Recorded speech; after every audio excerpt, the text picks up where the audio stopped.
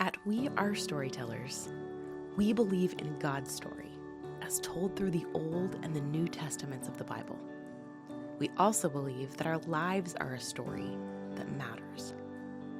When we begin to see the very real places where God's story and our stories intersect, we unlock wonder, worship, and a hope that communicates truly good news.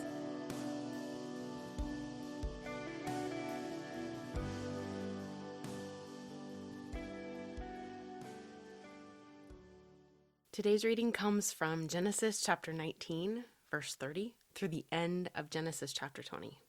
Lot and his 2 daughters left Zoar and settled in the mountains, for he was afraid to stay in Zoar. He and his 2 daughters lived in a cave. One day the older daughter said to the younger, "Our father is old, and there is no man around here to give us children, as is the custom all over the earth. Let's get our father to drink wine and then sleep with him and preserve our family line through our father." That night they got their father to drink wine, and the older daughter went in and slept with him. He was not aware of it when she lay down or when she got up. The next day the older daughter said to the younger, "Last night I slept with my father. Let's get him to drink wine again tonight, and you go in and sleep with him, so we can preserve our family line through our father." So they got their father to drink wine that night also, and the younger daughter went in and slept with him. Again, he was not aware of it when she lay down or when she got up. So both of Lot's daughters became pregnant by their father. The older daughter had a son, and she named him Moab. He is the father of the Moabites of today. The younger daughter also had a son, and she named him Ben-Ami. He is the father of the Ammonites of today. Now Abraham moved on from there into the region of the Negev and lived between Kadesh and Shur. For a while he stayed in Gerar, and there Abraham said to his wife Sarah, "She is my sister." Then Abimelech, king of Gerar, sent for Sarah and took her. But God came to Abimelech in a dream one night and said to him, "You are as good as dead because of the woman you have taken. She is a married woman." Now Abimelech had not gone near her, so he said, "Lord, will you destroy an innocent nation?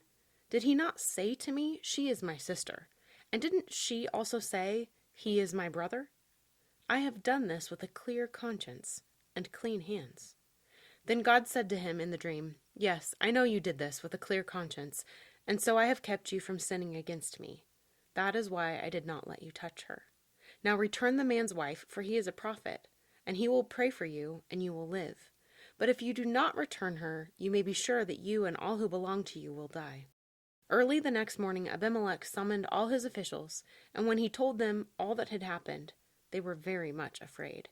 When Abimelech called Abraham in and said, "What have you done to us? How have I wronged you that you have brought such great guilt upon me and my kingdom?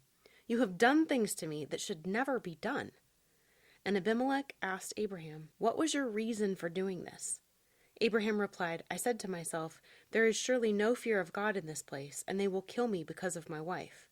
Besides, she really is my sister, the daughter of my father, though not of my mother, and she became my wife. And when God had me wander from my father's household, I said to her, "This is how you can show your love to me. Everywhere we go, say of me, 'He is my brother.'" Then Abimelech brought sheep and cattle and male and female slaves and gave them to Abraham, and he returned Sarah his wife to him. And Abimelech said, "My land is before you. Live wherever you like." To Sarah he said, "I am giving your brother 1,000 shekels of silver.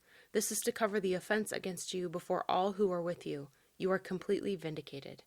Then Abraham prayed to God, and God healed Abimelech, his wife, and his female slaves so they could have children again. For the Lord had kept all the women in Abimelech's household from conceiving because of Abraham's wife, Sarah.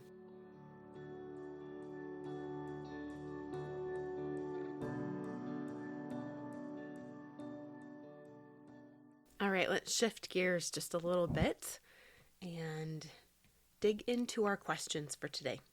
First set. What were the names of the people groups that came from Lot's daughters' family lines? And then, what is the same about Abraham's dealings with Abimelech in these chapters as his previous dealings with Pharaoh in Egypt in Genesis chapter 12? And also, what's different? Second set of questions. What stood out to you in these chapters? What are you curious about? Here's my answer for today. Wickedness keeps standing out. The way that people and their choices are bent away from a knowledge of God and God's ways. And so, I guess I'll keep talking to God about that and continuing to see where the noticing of wickedness shows up again. And our third set of questions.